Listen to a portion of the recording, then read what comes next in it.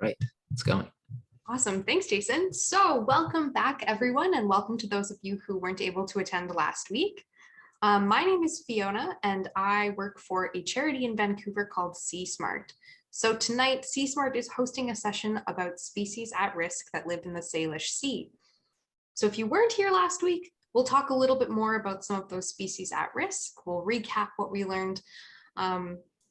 And then we're going to dive into a little bit of new content tonight. We're going to learn about what is putting these animals at risk of extinction specifically.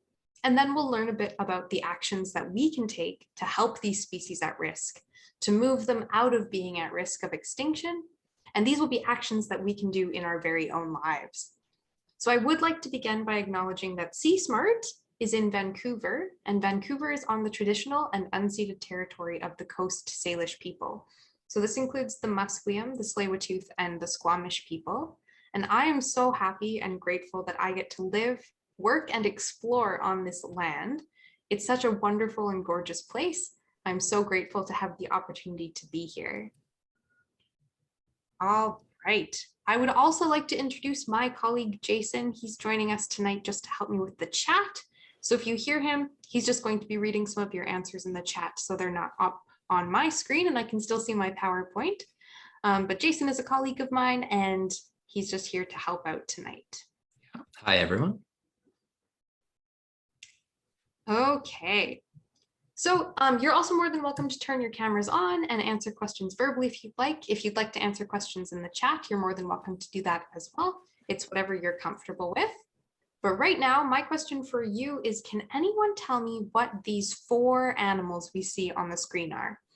You can either just give me 1, you can give me 4, you can give me 2 or 3, however many you can remember.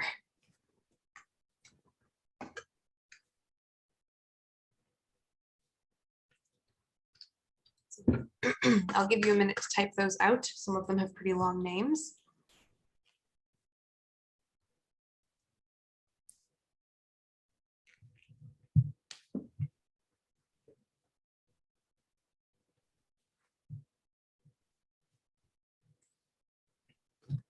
All right.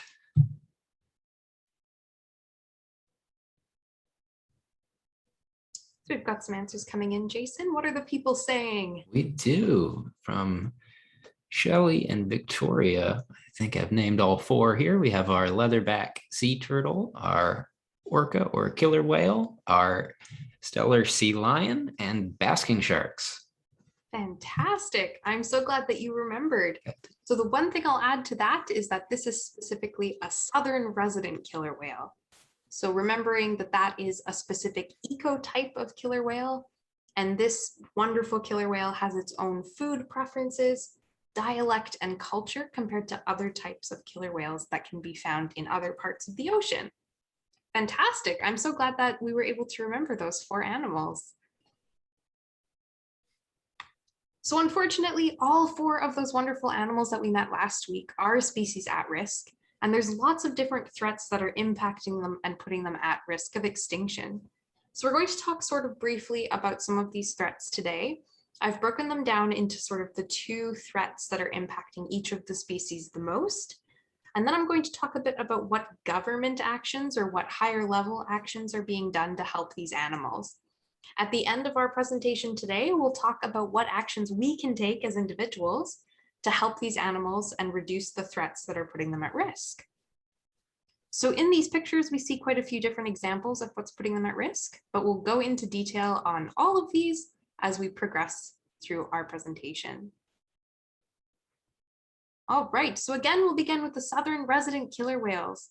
So these are wonderful animals. They live in the Salish Sea off the coast of Vancouver and Vancouver Island, remembering that there are only about 73 of them left in the wild. They take a really long time to mature so that they can have babies. The babies don't always survive, and there is high mortality due to the threats that are happening in the Salish Sea. So these animals are considered endangered, which is the highest level of threat, right before extirpation or extinction. So extirpation being where these animals no longer exist in a certain area, like Canada, and extinction being where these animals no longer exist in the wild. So some of the things that are really putting southern resident killer whales at risk are things like ship noise and also low food availability. So we'll talk first about ship noise. So ship noise happens when boats get really close to these animals. These boats can be really noisy with their motors, but some of them even have sort of sonar so they can see what's happening under the water. And this can all interfere with a really special and impressive trait that southern resident killer whales and other killer whales have. So as you might remember from last week, we talked about how vessels, boats, ships, and people on like kayaks or paddle boards have to stay at least 200 meters away from southern resident killer whales. In certain areas in the Salish Sea, that number increases to 400 meters. So you have to stay 400 meters away from southern resident killer whales. And that's to help reduce the amount of noise interfering with the killer whales' hunting and navigation. So killer whales use a really interesting technique called echolocation. You might recognize echolocation from other animals as well. For me, it's most prominent in animals like bats, but lots of dolphins use echolocation. So echolocation is where they send a wave of sound out from their mouth, and then it goes out into the water or the air, bounces off objects, and returns those sound waves back to the animal. In this case, the sound waves are bouncing off the fish that the southern resident killer whale would like to eat, and those sound waves are coming back with enough precision for this killer whale to know where the food is and even what kind of fish it is in front of it. So the southern resident killer whales are very reliant on these sound waves and on echolocation. But ship noise plays a really big part in making this difficult. I have a video example of killer whales talking to each other in a silent ocean versus killer whales trying to talk to each other in an ocean with ship noise. So I just need to share my sound quickly, and then I'll play this video. So listen to the difference between the first audio clip and the second, and how much more difficult it is for them to communicate when there's ship noise.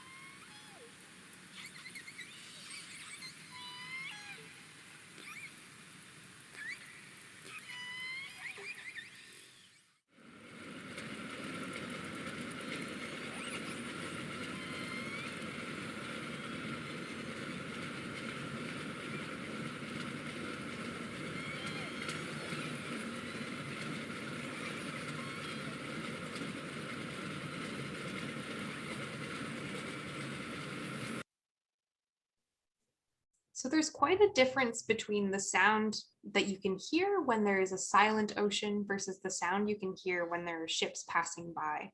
So these regulations about how close ships can be to southern resident killer whales are really important. On my next slide, I have a video from the Government of Canada and the Department of Fisheries and Oceans that shares a little bit of information about why it's so important to stay away from these southern resident killer whales. But first, I have a question for you. So who remembers specifically what food southern resident killer whales love to eat? If you need a hint, there's one in this guy's mouth right here.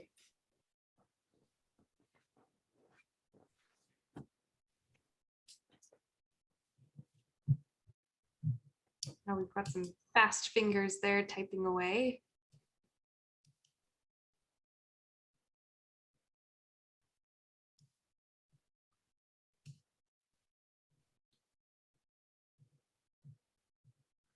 Okay, so we've got a couple of answers here. Got some fish, some narrowed it down to salmon. Can anyone remember the specific type of salmon? So far you're all right. It is a fish and it is a salmon. Is there anyone really keen to remember that specific kind, as Jason said? Okay, yes, we have two that have gotten our Chinook salmon. Perfect. Yes. So this is a Chinook salmon, the preferred food of the southern resident killer whales. Remember that their grandmothers, or the matriarch of their pod, teaches them that Chinook salmon is a safe food for them to be eating. It doesn't contain spines and historically hasn't contained toxins. So it's a good food for them to eat. Unfortunately, there isn't always enough Chinook salmon for them to eat, and this is called low food availability or low prey availability. And this can be really detrimental to these animals because they do need to eat quite a lot every day. So they're living in cold water, and keeping themselves warm can take a lot of energy, and they need to replace that energy by eating lots of food. But if there isn't enough Chinook salmon, they're not getting all that energy back, and that's not good for their survival. So great job, everyone. Chinook salmon is the correct answer. I'm going to share this video as well. I thought the other video was a little bit sooner in my presentation, but that's okay. It's still coming up. But I'll share this video as well. This is just about measuring the size of killer whales and talking about what people can do if there isn't enough Chinook salmon for the killer whales, how humans can make a difference in what they're doing to help them out.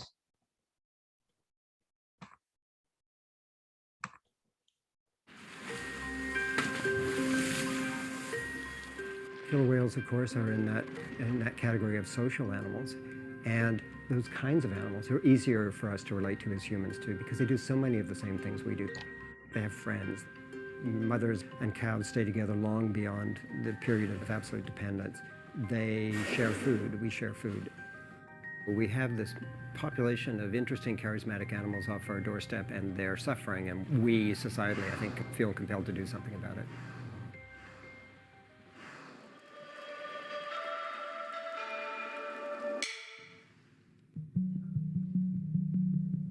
So I've been in this game of studying killer whales for about 35 years. I've always said if I can't study killer whales, I'll have to deliver pizza because I don't know how to do anything else. This is what I do. Threatened by a dwindling food supply. The plan to save a starving and endangered orca has hit a major roadblock. Southern resident killer whale numbers are dwindling. The southern residents are an endangered population of killer whales that spend most of the time in southern BC and northern Washington. So they live right in an area of high human population. What makes them different is that the vast majority of their diet is Chinook salmon. The study that I've been working on with my colleagues is we're looking at how they get thin and fat and how that's in relation to salmon abundance. So are they surviving better when there's more salmon or not? We're taking pictures from above. We can see the shape of the whales very clearly that way. And what we've learned in the last few years is that their width, which is an indication of how fat they are generally, can change a lot, even in the course of a few weeks. A lot of salmon around, they get fatter. Not much salmon, they get thinner. It's not rocket science. So a lot of people ask, I mean, if there's not enough salmon, for goodness sake, why don't they just turn around and eat something else? Eating unfamiliar food's risky. Some fish have spines that can injure the whale's intestinal systems or have parasites that can infect them. So the safest thing for a killer whale calf to do is to be conservative and learn its food preferences from its mom, and that's what they do. Well, going forward, we'll continue measuring the condition of the whales and providing that information to fisheries managers. We can say, okay, in this particular month of this particular year, the whales are really thin. Can you shut fisheries down, or can you limit fishing during this period? And what's cool is the fisheries managers so far have been really receptive to this. They're interested in it. They want to do ecology-based fisheries management. So if we can say to them, hey, you're not getting many salmon and the whales are really starving, they can shut fisheries down tomorrow. So I think that's really good news that fisheries are responsive to the requests of the scientists to shut fisheries down and allow there to be more salmon for the southern resident killer whales to be eating. So what's being done other than scientists asking fisheries to shut down so that we can have more Chinook salmon for these killer whales? What's happening out there? Well, the government has instituted these sort of areas. So all of the orange areas here are the areas where you can only approach within 400 meters of these marine mammals and of the southern resident killer whales. So usually in all the other water, it's 200 meters. In these orange areas, in these really important regions for the southern resident killer whales, it's much further, 400 meters. In the yellow areas, these are areas where fisheries are closed, where the southern resident killer whales go to fish and find their food. The fisheries aren't allowed to go there and they aren't allowed to collect fish. And in the red areas, people aren't allowed to go at all. So you can't go into these areas with a vessel, a boat, a ship, or anything. So these are really good first steps into making sure that the noise pollution that we're causing with our ships, as well as the amount of fish that we're removing from the water, isn't impacting the southern resident killer whales as severely. Okay, this is the video I was talking about that helps us to understand a little bit more why we can't approach the southern resident killer whales and why we should stay those 400 meters away.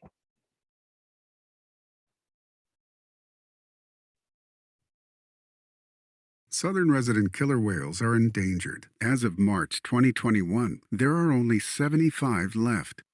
When you are boating or paddling around the BC South Coast, you may encounter southern resident killer whales. Give them space. Noise from boats makes it hard for killer whales to hunt and communicate with each other. Keep 400 meters away from all killer whales. It's the law. Please be aware that exceptions apply to authorized vessels with a purple AV flag. If killer whales appear near you, turn your engine to neutral and let the whale pass. Take these actions to protect the killer whales. Your participation is essential. So it's awesome that they're making videos to help people like us who maybe aren't scientists to understand a little bit about why these actions are important, why they matter, and what we can do to help. All right, so we are going to talk now about the stellar sea lions. So stellar sea lions live in quite a big range. In BC, there are only 3 places that they come out of the water to have their babies. These are called rookeries. There are lots of places though where they haul out and they come up on the land just to hang out or take naps or just mingle with each other. They do spend quite a bit of time on land. But the stellar sea lions numbers have been dwindling. So historically, there were lots of them.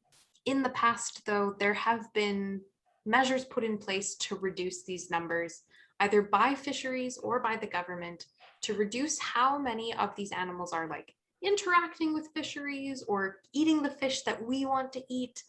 So their populations have historically gone down. Although they are climbing now, southern resident killer whales are still a species of special concern. So this is primarily because those places, those areas that they come out of the water to have their babies are really sensitive and there aren't very many of them. So if these rookeries were to be damaged, there wouldn't be places for these southern resident or stellar sea lions to have their babies. So we do notice things like entanglement, especially with the stellar sea lions. So these animals are really curious. Sort of like a dog, they don't have hands, so they use their nose to explore. So they're swimming around face first, and they get themselves tangled in all sorts of stuff. So entanglement is a really big issue for the stellar sea lions. So in this video, we are going to see a stellar sea lion that is entangled in some fishing gear. In the end, the sea lion is perfectly fine. She does swim away. But I do want to warn you that it can be a little bit graphic. It has sort of cut into her skin. So if it is scary for you, please do feel free to cover your eyes. But this video is important because I think it helps us to feel really connected to these animals. It tells a story about what humans can do to help these animals. So I'm going to play it. And if you would like to cover your eyes, you're more than welcome to.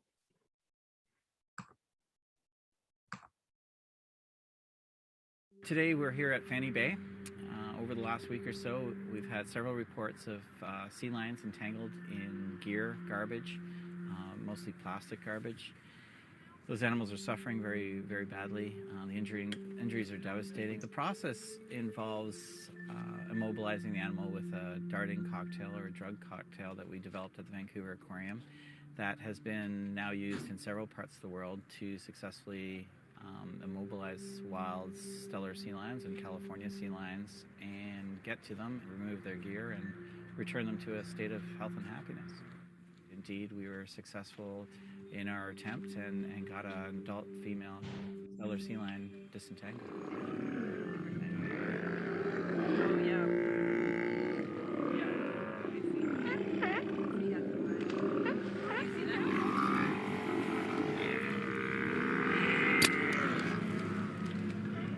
So it looks a little bit like he's trying to shoot the sea lion. He is just darting her with some medicine that will make her go to sleep for a little bit so that he can safely remove the fishing line from its neck. So he's not harming the sea lion. Okay, that's her. Just go slow because she will kind of fight this a little bit. That's it.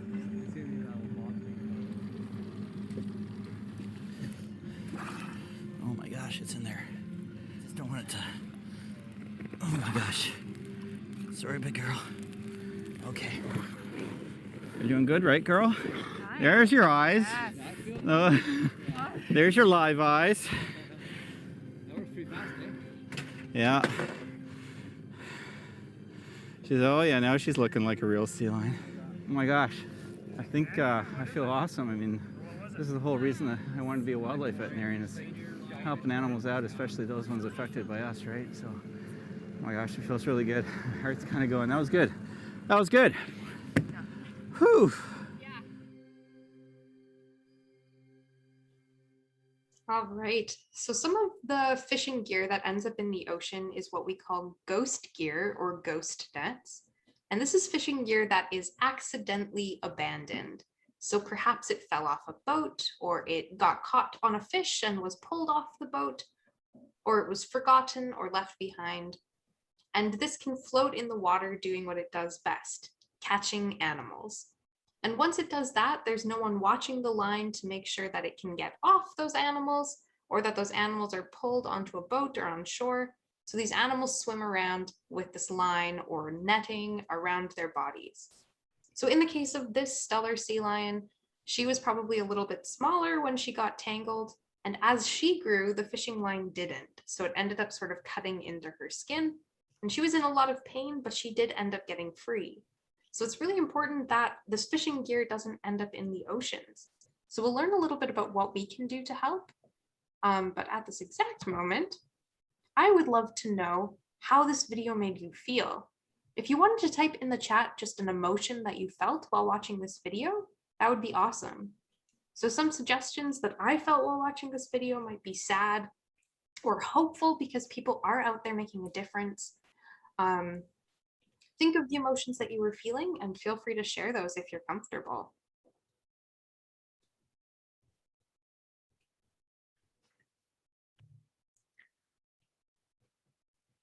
Okay, some people happy that the sea lion was able to be freed from the net. Some feeling a little guilty, hopeful as well to help out other animals, passionate maybe for some wildlife veterinary work, inspired to help. These are all great. Excellent. Awesome. Well, thank you so much for sharing how this video made you feel. This video is awesome because it is inspiring. It helps people to feel like they want to take action. You see this animal that's suffering and in need of human help, and we are people that can make a difference. So we'll talk a little bit about the differences that we can make at the end of our presentation today. For now, we're going to talk about what's being done at a larger scale. So primarily, it has been illegal since 2004 to kill stellar sea lions. Before that, there were only very specific reasons you could kill stellar sea lions, but now it is completely illegal. So the goal of this law is to help these animals come back and to really grow their populations so that they're not as sensitive to ecological changes and to threats from humans. So we want their population to be really big and really strong, so that if anything happens, there's lots of them that are here and ready to continue their population. In addition, it's illegal to disturb marine mammals. So as non-scientists, we aren't allowed to go up to these animals, to approach them, to touch them. We can't drive our boats really close to them. So just like the southern resident killer whales, there is an approach distance that you have to stay away from stellar sea lions. So it's a little bit less, it's 100 meters. So just making sure that we're keeping our boats far away, we're keeping our pets far away, and making sure that these animals have a lot of room to do their thing. And finally, all of the places that these animals come out of the water to have their babies, the rookeries, are within protected areas. And many of the places that they come out of the water, called haulouts, where they just come out to lie in the sun or lie on a rock, are within protected areas as well. So making sure that their on-land habitat is as protected as their water habitat is really important, because they truly do use both of these places.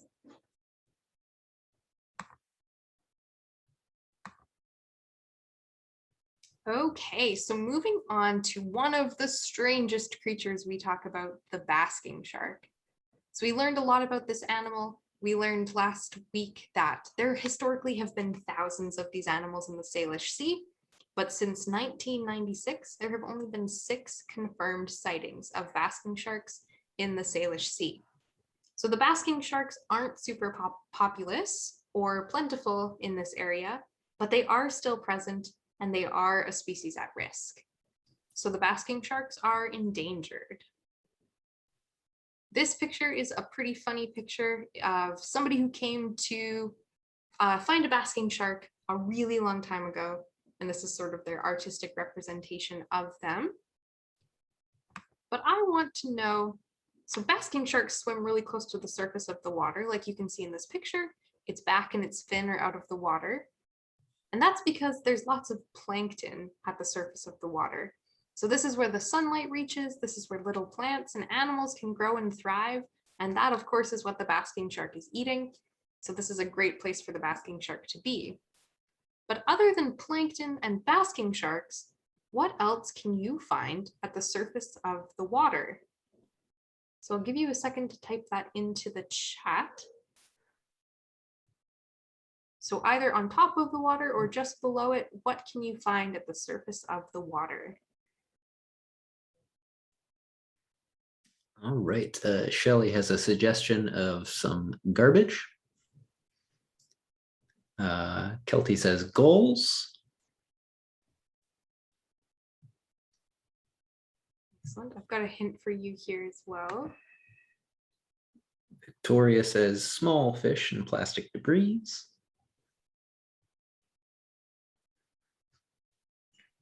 Duncan has suggested boats.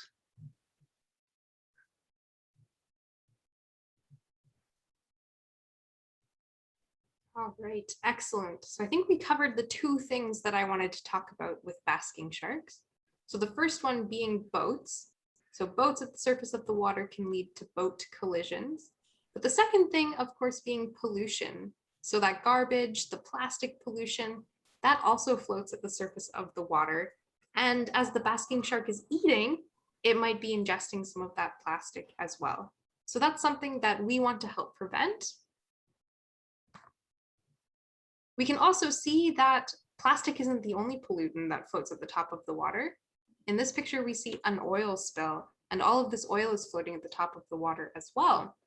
So if basking sharks are to ingest plastic or oil, that's going directly into their bodies. And just like if we were to eat plastic or oil, it's going to make them sick.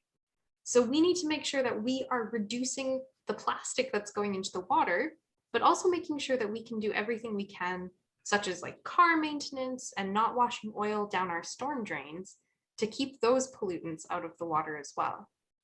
With boat collisions, it's fairly easy, sort of like the other animals that we've talked about, making sure that we're keeping a really good safe distance away from the basking sharks as they're swimming around in the water.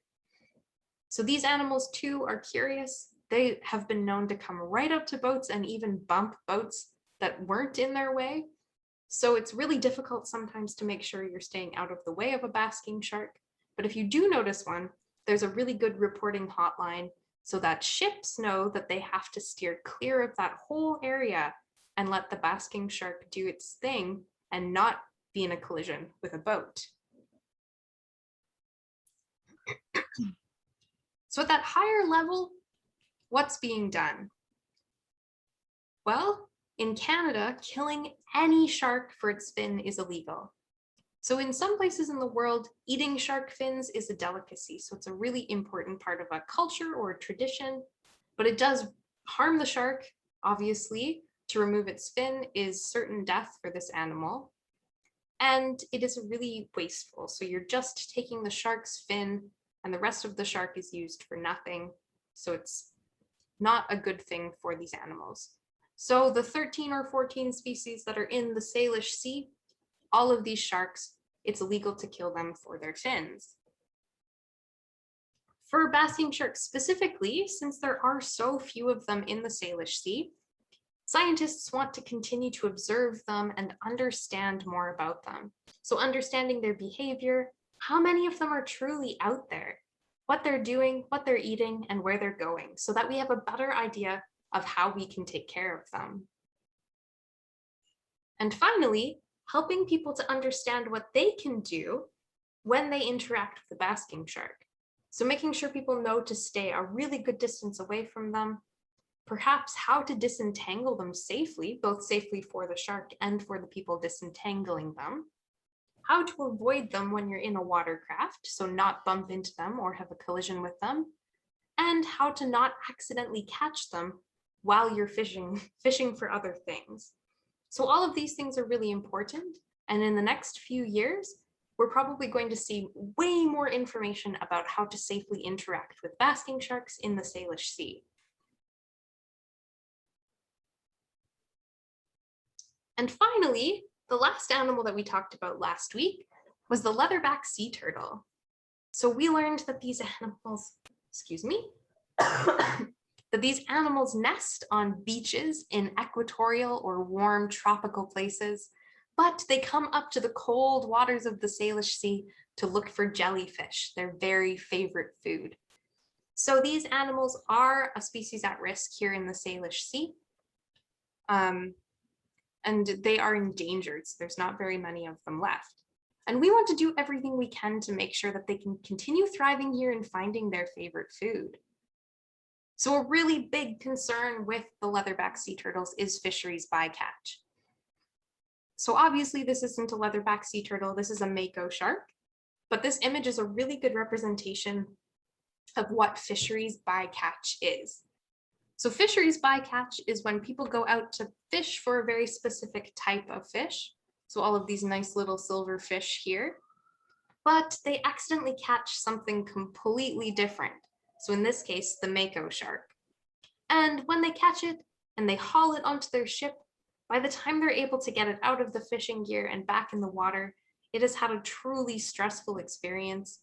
And if it does survive it, it's going to be really stressed out and disoriented when it reaches the water. So it takes a really long time for it to get used to that again. And in that time, it isn't catching the food it needs to survive, and it may even be eaten by predators. So bycatch is really dangerous for animals, and it happens quite frequently to sea turtles. So because they do have these nice flippers and they've got these skinny little heads, they can get tangled fairly easily. They are also really keen to eat anything that floats in the water. So fishing gear is something that floats in the water and perhaps looks like a jellyfish to them. Another threat that they are impacted with severely is plastic pollution. So if you were a sea turtle swimming through the ocean and you saw this in front of you, what do you think you might think it was? So type in the chat what this plastic bag looks like, or what it might look like to a leatherback sea turtle.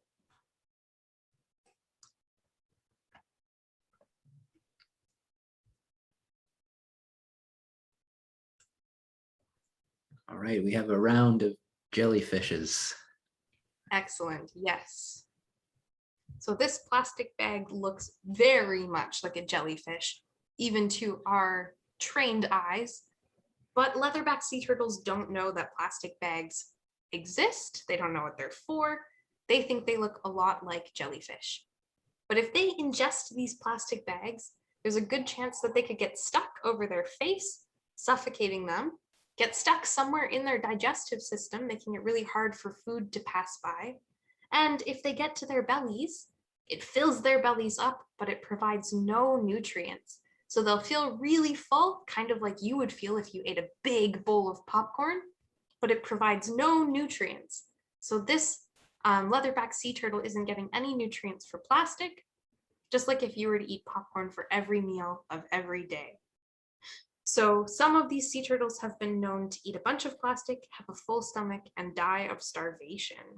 So making sure that we're reducing how much plastic ends up in the ocean is really important to help these animals survive. Another thing that looks a lot like a jellyfish is balloons. So I encourage all of you, if you're planning on having a birthday party soon, to not have balloons there.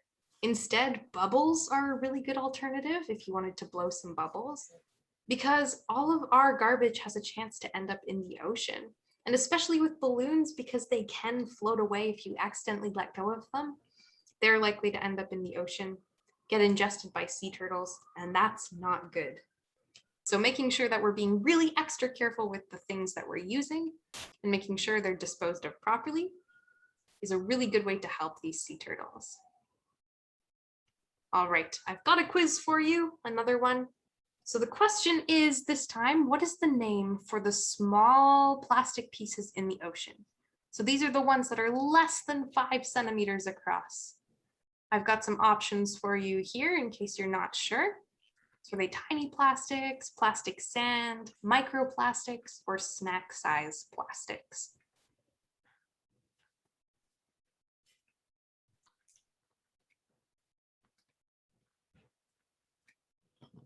Right, that is a unanimous C, microplastics. Oh, excellent job, everyone. So you're absolutely right. They are microplastics. I'm sure we've all heard this word recently. It's quite a buzzword. But basically, plastic doesn't break down to organic components. It just breaks down into smaller and smaller and smaller pieces. Unfortunately, these pieces float in the water. They can be ingested or even just consumed with water by animals that live in the ocean.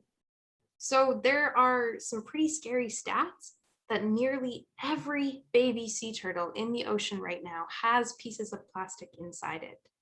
Some of these pieces of plastic are so small that in the fish that we buy and eat, there could be tiny pieces of plastic. So you could have eaten microplastic without even knowing it. So making sure we reduce the amount of plastic that we're using and make sure we are disposing of the plastic we do have properly is super important to reduce how much plastic is being ingested by animals in the ocean. All right, so what's being done at that higher level? What is the government doing? Well, basically, they're inspiring Canadians to be stewards for the ocean. So asking people to do shoreline cleanups and asking people to reduce how much plastic they're using, asking people to make sure that they're recycling properly or disposing of the plastic as best they can to help these animals continue to thrive and survive. In addition, scientists are undertaking jellyfish surveys.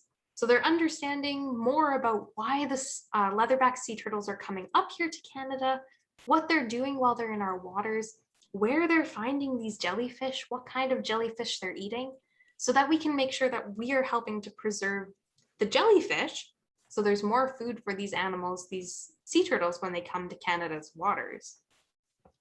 And finally, because these animals, these leatherback sea turtles are migrating such huge distances from their equatorial breeding grounds where they lay their eggs, all the way up to Canada's chilly waters, Canada is working with other countries to keep all of these diverse habitats safe. So making sure the beaches are protected where these leatherback sea turtles are laying their eggs, the oceans off those coasts are protected, and all of the ocean between there and here is also protected, so that these leatherback sea turtles have the best chance of survival all the way from when they are laid as an egg until they die their natural death. So through all of those different places that they eat and live.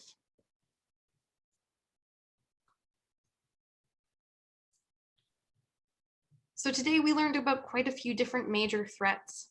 So we learned about environmental contamination. Specifically, we talked about oil and plastic pollution. We talked about fishing gear that can get in the water and entangle animals.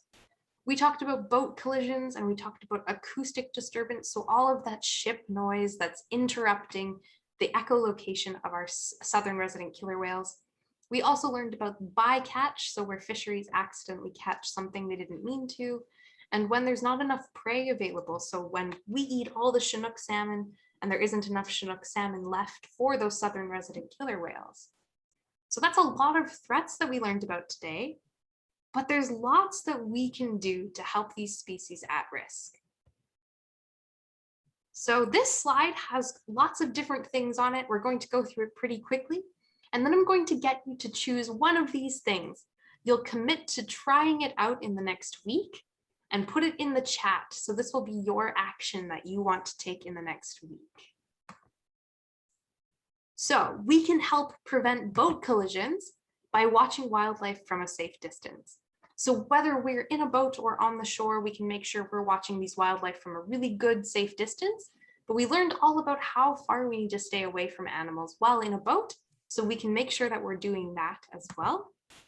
We can prevent plastic from entering the ocean by reminding our adults to bring reusable shopping bags when they go grocery shopping, or just bringing our own grocery bags when we go shopping as well. We can reduce noise from cargo ships when we buy locally made clothes and toys. So if we buy fewer things that need to be brought in on cargo ships from other countries, we reduce the need for cargo ships, which means there'll be fewer of them in the water, which means there will be less noise being made by cargo ships. So purchasing local things is a really good way to help out. We can prevent toxins and pollutants from entering the water by simply reduce, reuse, and recycling. So I'm sure most of you are already doing a lot of this in your own lives. So this is a really easy commitment to make if none of the other ones appeal to you. But basically, when we make sure that we are making sure everything goes in the proper place, in the recycling bin correctly, we're making sure it doesn't end up in the ocean to harm and pollute the animals and the habitats there. But also there's fewer things that need to be made. So there's fewer industrial chemicals getting into the water. We can reduce trash that leads to entanglement when we host or join a neighborhood or beach cleanup. So if you've ever done a beach cleanup, you're actively removing toxins, pollutants, and garbage from an area where those things are likely to end up back in the ocean and in the habitats that we talked about today. So you can reduce toxic emissions and pollutants by biking, scootering, or walking instead of driving. So vehicles tend to have emissions. So when you burn fuel like gas, you reduce greenhouse gases in your emissions. And these can get into the environment, the atmosphere, and even the water. And these can lead to there being toxic chemicals in the ocean. So making sure we're doing things that don't release emissions when we travel is a really good plan.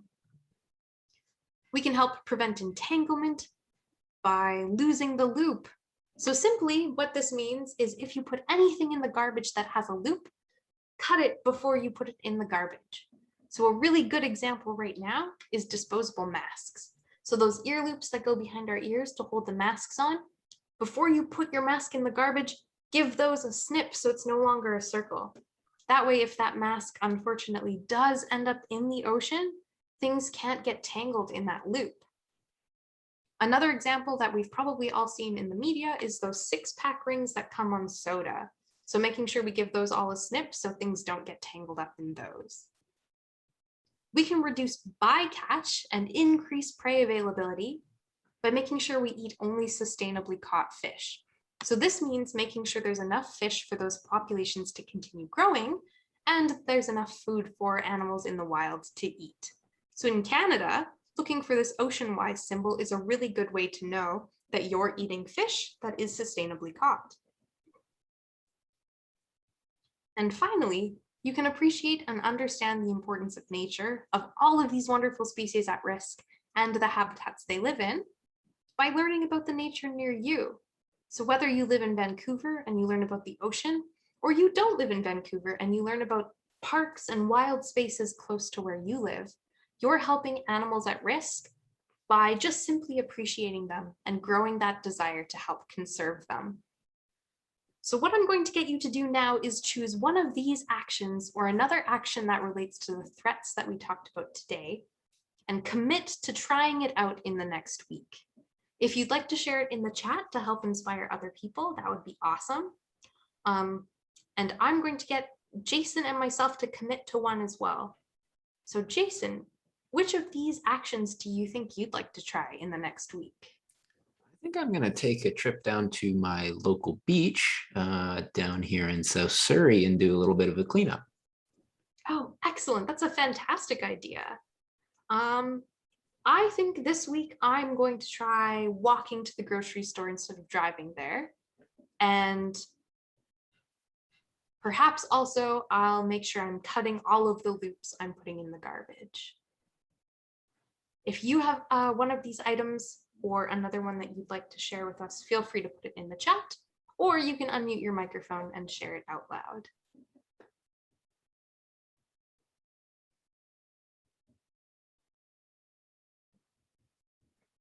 Okay, we have a couple of other people who want to do some creek and beach cleanups. That's wonderful.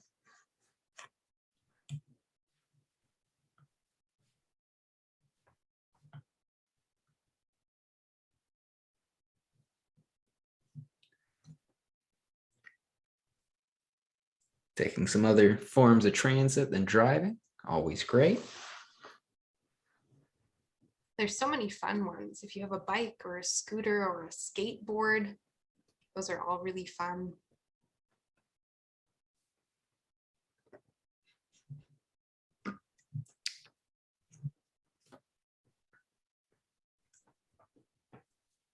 A couple who want to lose the loop, yeah.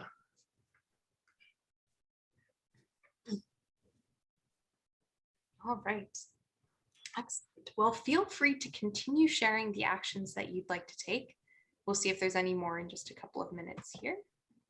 But for now, I wanted to let you know that if you're looking for a little bit more Sea Smart or more ocean activities or knowledge, our website, seasmartschool.com, has lots of really good resources. There are online courses and coloring pages. We have other events posted up there. There's things for teachers, including school workshops and curriculum resources. And we have summer camps coming up in July and August. So if any of these things are of interest to you or you just want to learn a little bit more, Sea Smart School is the place to go. So take a peek there. I will be sending another email tomorrow morning that includes the link to this video. It includes a worksheet that you can fill out, because next week when we come back together, what I am hoping to do is have some people who are keen to present. So basically those worksheets outline all of the things that you're putting in a PowerPoint presentation that can help us to learn a little bit more about these animals and what we can do to help protect them. So next week's session won't be recorded. So there, if you want to turn your video on and speak on your microphone, that's a-okay. I'm also going to be making one of these presentations. So if nobody else shares them, at least there will be one. So I invite everyone to come back and join me again next week. But thank you so much to everyone who was here tonight. Thanks, Jason, for helping me out as well. And I hope that you all have a fantastic evening. And I'll see some of you next week, I'm sure. But if not, I will chat with you via email later tomorrow. All right, thanks, everyone. Thank you, Fiona.